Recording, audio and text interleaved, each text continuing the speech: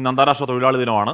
തൊഴിലാളികളുടെ അവകാശങ്ങളെ ഓർമ്മപ്പെടുത്താനും തൊഴിലാളികൾ നൽകുന്ന സംഭാവനകൾക്ക് അർഹമായ അംഗീകാരം നൽകാനുമാണ് തൊഴിലാളി ദിനം ആഘോഷിക്കുന്നത്. തൊഴിലില്ലായ്മ രൂക്ഷമായ കാലത്താണ് നാം ഈ തൊഴിലാളി ദിനം ആചരിക്കുന്നത്. സർവരാജ്യ തൊഴിലാളികളെ സംഘടിക്കുവിൻ, സംഘടിച്ച് സംഘടിച്ച് ശക്തരാകുവിൻ. സർവരാജ്യ തൊഴിലാളികളെ സംഘടിക്കുവിൻ. നൂറ്റാണ്ടുകളോളം അടിമകളായി മാത്രം കഴിഞ്ഞിരുന്ന തൊഴിലാളി സമൂഹം വർഗബോധവും ആത്മാഭിമാനവും ഉള്ളവരായി ഉയർത്തെഴുന്നേറ്റതിന്റെ കഥയാണ് തൊഴിലാളി ദിനം നമ്മെ ഓർമ്മപ്പെടുത്തുന്നത്. 8 മണിക്കൂർ ജോലിയും വിശ്രമവും ആവശ്യപ്പെട്ട് പണിമുടക്കിയ ചിക്കാഗോയിലെ തൊഴിലാളികൾക്ക് നേരെയുണ്ടായ വെടിവെപ്പിന്റെ സ്മരണാർത്ഥമാണ് തൊഴിലാളി ദിനം ആചരിക്കുന്നത്. 1890-ലാണ് ഔദ്യോഗികമായി ആദ്യ തൊഴിലാളി ദിനം ആഘോഷിക്കുന്നത്.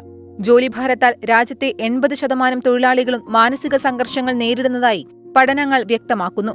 പുതിയ റിപ്പോർട്ടുകൾ പ്രകാരം ഇന്ത്യയിൽ തൊഴിലില്ലായ്മ നിരക്ക് 8%-നടുത്താണ്. 25 വയസ്സിൽ താഴെയുള്ള 42% ബിരുദധാരികൾ തൊഴിൽ രഹിതരാണ്.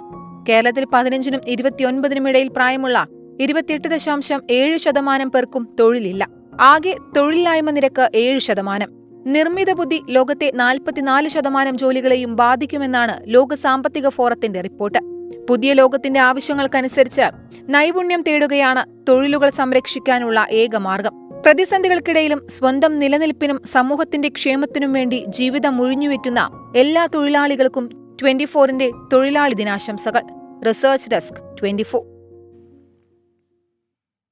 എല്ലാ കാലത്തും തൊഴിലാളികൾ ഒരുപാട് വെല്ലുവിളികൾ നേരിടുന്നു. ഇക്കാലത്തും അതിൽ നിന്ന് വ്യത്യസ്തമല്ല, തൊഴിലില്ലായ്മ അടക്കമല്ലേ? അതെ.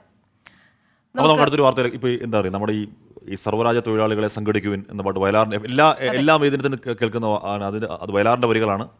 എന്താണ്, കാലത്തിന്റെ മുഖാകൃതി മാറ്റിയ കഴിഞ്ഞ നൂറ്റാണ്ടിൽ മനുഷ്യമോചന രണഭൂമിയിൽ നിന്ന് ഉയർന്നതാണ് ഈ ശബ്ദം, ലെനിന്റെ ശബ്ദം എന്ന് പറഞ്ഞ രസമുള്ള പാട്ടാണ്. അപ്പോൾ ഈ ദിവസം ആ പാട്ടൊന്നും പ്രേക്ഷകർ കേൾക്കണമെന്ന് അഭ്യർത്ഥിക്കുകയാണ്.